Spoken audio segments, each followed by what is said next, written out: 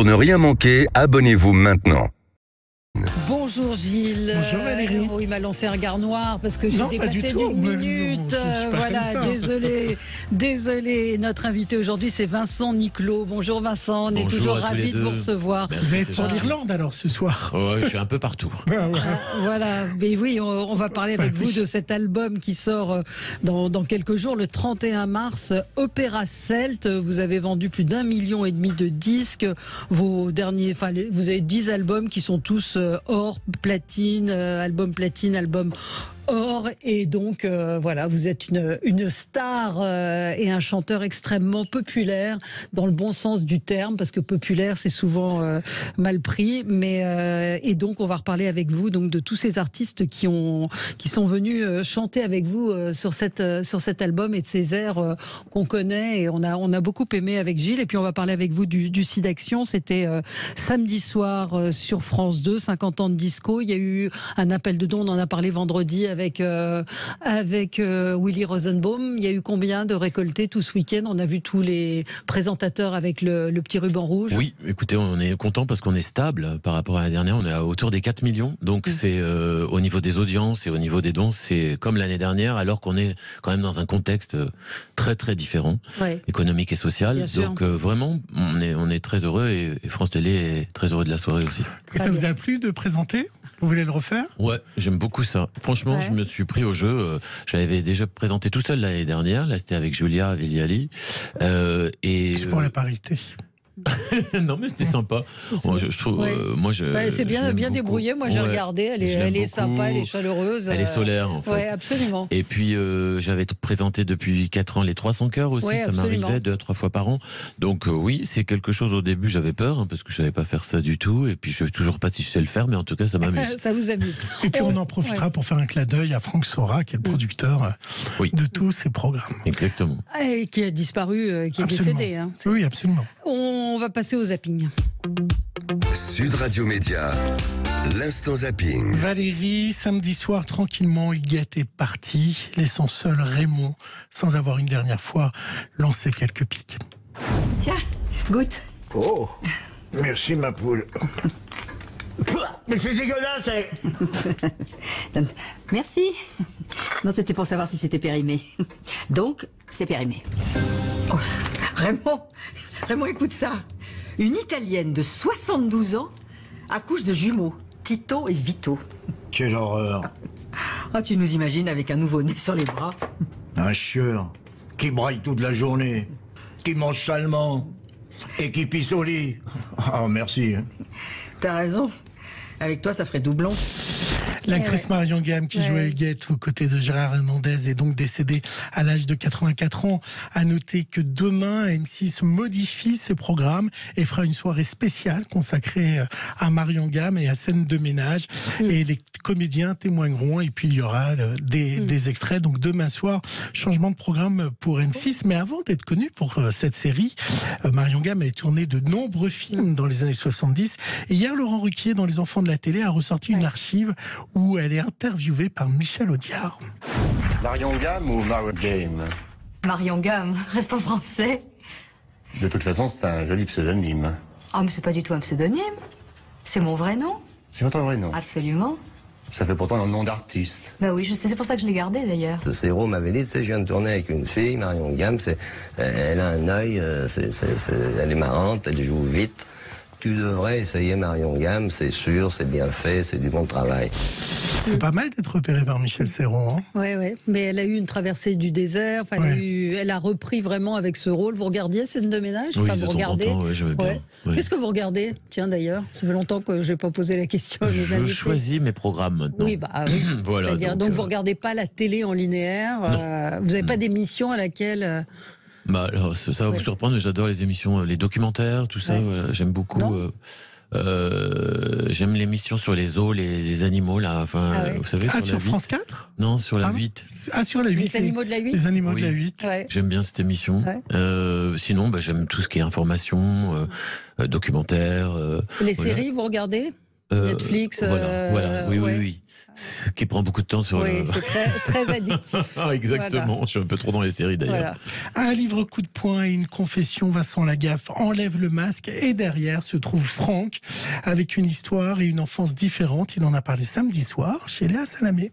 Franck, c'est le petit garçon qui est né le 30 octobre 1959, qui 2 mois plus tard a été confié à l'assistance publique parce que celle que j'appelle Lucienne, ma mère biologique, s'est bien rendu compte qu'elle pourrait pas du tout me faire vivre. Lucienne, elle a 18 ans quand elle tombe amoureuse d'un homme que vous appelez, qui est votre géniteur, que vous appelez le super salcon. Ouais, je l'appelle le super salcon. Maintenant, c'est ma manière d'en parler parce que quand t'as 2 gamins et que t'es déjà marié, tu pars pas sur une aventure avec une employée de ton service. Qui avait 18 ans.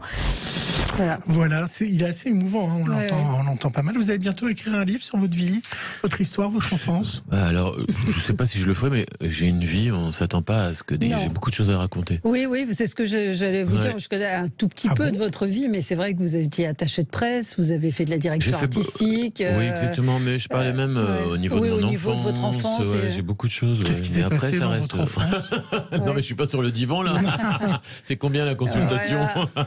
Non, mais si un jour j'ai envie d'en parler, j'en parlerai. Mais c'est vrai que honnêtement, j'ai des scènes de films qui me sont arrivées. On se dit que ça arrive que dans les films, mais non, ça arrive en vrai. Donc oui. Mais je suis pas encore prêt pour en parler. Vous n'êtes pas prêt pour ça? Non.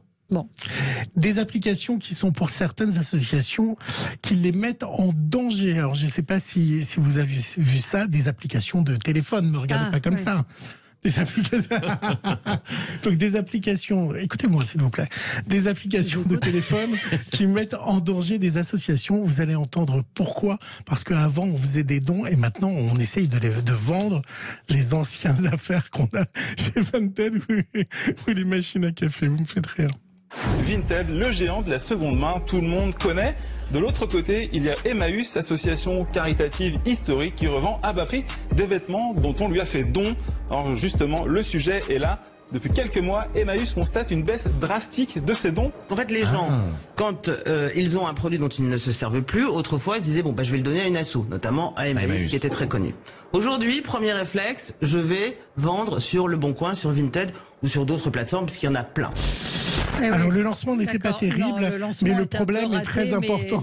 Voilà, on a compris que maintenant les gens préfèrent revendre même 5 € un vêtement que de le donner à Et c'est la même chose pour les machines à café ou les objets qui revendent, comme les toasters ou les choses comme ça qu'on préfère revendre. Donc c'est un problème important. Ça a été très mal vendu parce que j'aurais dû réécrire mon lancement comme me l'a demandé le réalisateur. Mais il a toujours raison, le réalisateur. Oui, bien sûr. Mais bon, c'est le changement d'heure. Et samedi, c'était disco donc, mais aussi The Voice. Alors vous ne l'avez pas vu parce que vous étiez sur France 2, mais il y a quelqu'un qui a soufflé tout le monde. Alors là, c'est le chanteur à qui je m'adresse pour voir si vous seriez retourné sur cette voie-là.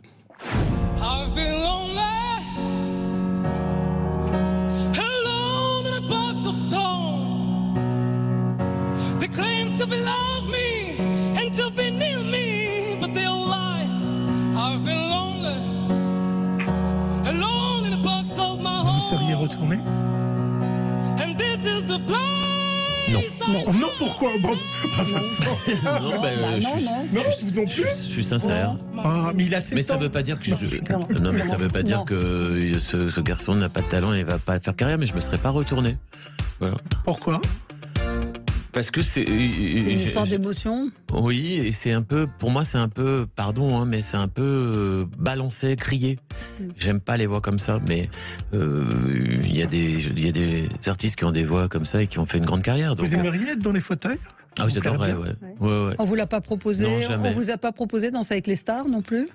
Danser avec les stars, je l'ai fait en tant que... Ah, vous l'avez fait? En tant que danseur, Ah, je savais pas, oui, j'avais oublié ça. Ah, ouais. Très mauvais danseur. Et alors, oui, vous avez... non, mais je suis allé quand même assez loin, quoi. Par rapport à mon niveau, je trouve que je me suis bien débrouillé. Et Masked Singer, vous l'avez fait? Non. Non, on vous l'a proposé? Oui. Et pourquoi vous avez dit non? Peut-être qu'il n'a pas dit non. Non, mais non, mais il y a d'autres. On me le propose depuis le début.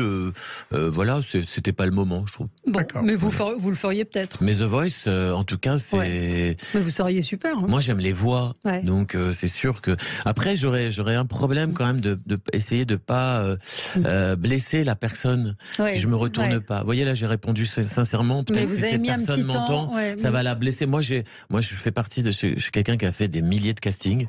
Et c'est vrai que quand on n'est pas pris, on se dit mince, qu'est-ce qu'on a. Là, les pas... 4 sièges sont tournés. Ce qui serait amusant, c'est qu'on se retrouve dans 3 semaines et que ça soit le gagnant. Mais peut-être, mais ça veut dire que j'ai pas de pif. On peut être touché, non, mais ça veut dire que j'ai pas de pif et que je suis pas bon dans le fauteuil. Voilà, mais moi, je pense qu'il faut être sincère dans son jugement. Et Gilles, qui est un auditeur fidèle, nous dit hier soir, et j'ai vu cette séquence aux enfants de la télé, quel plaisir de revoir Marie-Pierre Cazet. Ça vous dit quelque chose, Marie-Pierre Cazet? Bah oui, puis je l'ai croisée surtout. Ah bon? Bah ouais, ça m'a fait la pub, ils ont repassé la pub. Oui, parce que j'ai enregistré. Je ferai pas ça tous les jours. J'ai enregistré les enfants de la télé qui vont passer donc dimanche prochain, et donc comme il en faisait 2 en même temps, j'ai vu les invités d'avant. Vous avez vu, et c'est vrai qu'il a passé des séquences incroyables. Sa première, une de ses premières apparitions, et franchement, elle n'a pas changé, Marie-Pierre Cazet. Incroyable. Mais c'est vrai qu'aux jeunes, ça leur dit plus grand-chose maintenant. C'était cette pub, je ferai pas ça tous les jours. Se lancer sur une table pour Please. Voilà. Allez, on se retrouve dans un instant avec Vincent Niclot. À tout de suite. Sud Radio Média, l'invité du jour.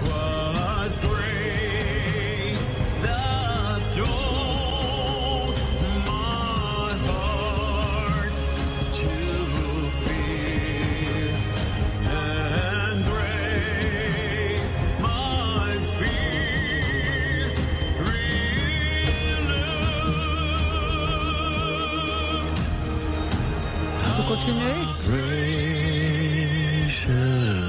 Voilà, ça suffit. Vous ne trouvez pas? Service minimum. C'est ça. Vous n'aimez pas chanter a cappella? Bon, on vous invitera plus. Hein, c'est ça. Vous viendrez me voir dans les églises et les cathédrales, c'est mieux. Oui, vous êtes en tournée. Vous allez commencer une tournée dans les églises et cathédrales. On va parler de cet album Opéra Celte. J'ai dit on vous invitera plus comme les autres. Non. Opéra Celte, donc qui sort le 31 mars. Je rappelle donc que vous êtes un recordman quand même des ventes de disques. Alors pourquoi l'opéra celte? Pourquoi cette musique celte? Vous êtes entouré de grands artistes bretons, du Bagad Kemper. On va retrouver des reprises d'Alan Stivell, l'hymne breton. Je ne vais pas me lancer dans la prononciation. Mazadou. Voilà. Je vous aide. Il y aura des duos avec Soldat Louis, Manao. Il y a la Mano. Oui, pourquoi c'est Manao moi C'est le yaourt, non? Mano. Voilà. La tribu d'Anna, effectivement. Oui, un gros tube. Pourquoi vous êtes parti dans cette direction-là? J'aime bien à chaque fois faire un album un peu conceptuel avec un répertoire qui m'intéresse. Ça fait longtemps que je suis bercé par la musique celte dans les jeux vidéo. Je suis très jeu moi, et les séries. Voilà, donc je me suis dit c'est le moment. Mais pour faire ce projet, j'avais besoin d'avoir des cautions du monde breton et celte. Donc, ils vous ont accueilli comment? Super bien. J'étais pas de l'appropriation culturelle? Non, pas du tout, parce que en fait j'ai fait des maquettes, donc j'ai démarré par Dana Roise, qui est quand même une icône là-bas, et je lui ai envoyé donc un de ses titres qui s'appelle Borders of Salt, que je me suis approprié avec ma voix un peu ténorisante comme ça. Et je me suis dit comment il va prendre ça, et j'ai toujours un peu peur moi de revisiter à ma sauce. Et en fait, il m'a appelé le lendemain en me disant mais j'adore et tout. Il est venu enregistrer à Paris, ça s'est très bien passé. Et c'était pour moi vraiment un beau signal. Ça voulait dire que j'allais dans la bonne direction. Et après, j'ai contacté Soldat Louis. Lui, il m'a invité. Pareil, j'ai fait une maquette de son titre, Fils de l'Orient, et il m'a invité dans son moulin près de l'Orient. On a enregistré là-bas. Ça s'est très bien passé. Ils m'ont vraiment accueilli à bras ouverts. C'est vraiment. Et Mano, ça c'est vraiment un fantasme de quand j'étais ado, parce que ce titre, j'ai dû chanter, danser dessus des milliers de fois. Ça faisait quoi la chanson? Dans la vallée de Dana, la la la la. Et tout le monde connaît ce titre, c'est un tube bien sûr. énorme. Et ça veut dire qu'aujourd'hui, pour faire des télés en restant dans le média ou de la radio, c'est compliqué d'arriver avec un titre neuf? Oui, c'est vrai, c'est très compliqué. Oui, mais c'est pas pour ça que je fais ça. Hein. Honnêtement, je vous réponds sincèrement. Oui, c'est compliqué, mais même chez vous, à la radio, faut bien le dire. Hein. Si vous passez... Sinon, il y a beaucoup de talk. Après, il y a. Oui, mais si vous passez un tube déjà connu des gens. Va passer plus facilement. Un inédit, c'est beaucoup plus difficile. C'est pour ça qu'aujourd'hui... Ça veut dire qu'on peut plus créer de chansons à cause de la télé et de la radio? Mais si, bien sûr, on peut créer. D'ailleurs, dans cet album, j'ai écrit et composé 2 chansons. Donc, parce que pour moi, ça fait partie aussi de toi. Je veux apporter aussi ma patte personnelle. Mais oui, c'est un peu plus compliqué. Et quand on a un tube comme Mano, c'est sûr que là, c'est programmé partout parce qu'en fait, c'est tellement un tube énorme. Mais j'ai aimé le fait de faire un rap opéra. C'est-à-dire que lui, il rappe dessus. On connaît toute cette chanson. Et dessus, moi, je fais des vibes opératiques. Et il a aimé cette approche. Il avait eu plusieurs sollicitations. Il avait refusé. Et là, il a accepté. Donc, c'est super. Et puis le bagad. On va écouter un extrait de ça.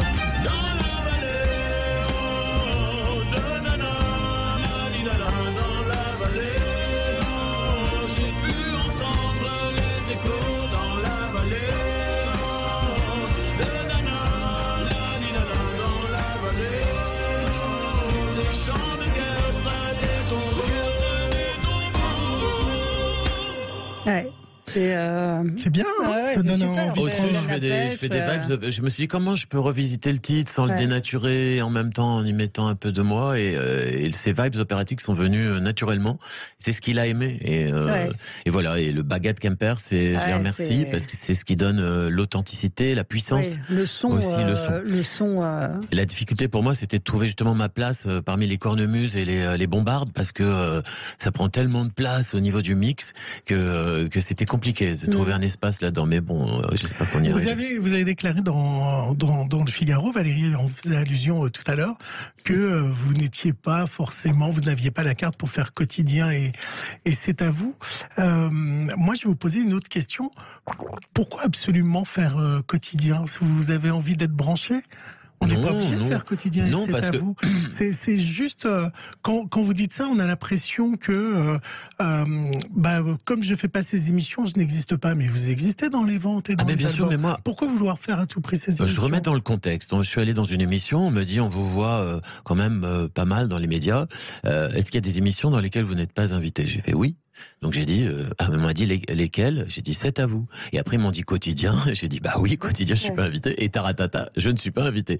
J'ai fait que répondre à une question. Moi je suis pas en mode. Vous n'êtes pas venu régler des comptes en revendication. Je suis pas en temps. Mais ça vous blesse de pas être invité dans ces émissions-là? C'est-à-dire que taratata, c'est une forme de reconnaissance. Ça veut du métier. Oui, alors il y a d'autres émissions, c'est une forme de reconnaissance. Moi je me dis que bien sûr que s'ils m'invitent demain, j'irai parce qu'en fait nous on fait un métier, c'est quoi? On n'existe pas si on n'est pas exposé, si on n'a pas de public.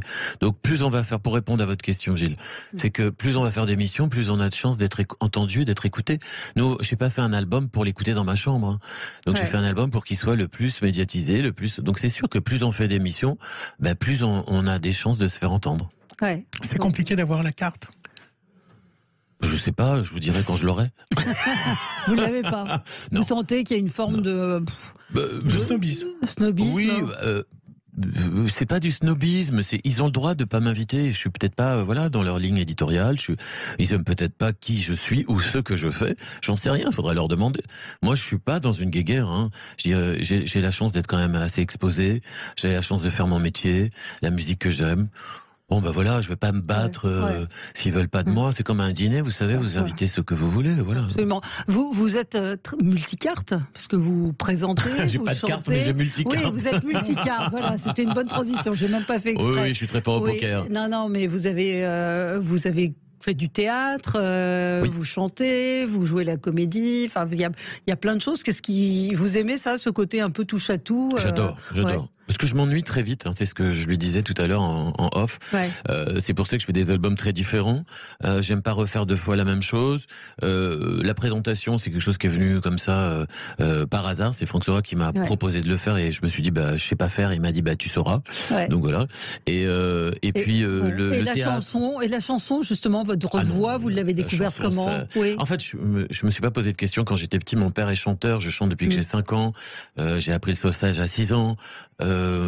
J'ai évolué là-dedans. On me dit toujours, est-ce que si ton père avait été boulanger, tu serais boulanger? Je crois pas, parce que pour faire ce métier, c'est difficile. Hein. Il faut être bien, il faut avoir ça dans les tripes. Mais encore une fois, j'ai pas cherché la lumière, moi. J'ai cherché à faire mon métier.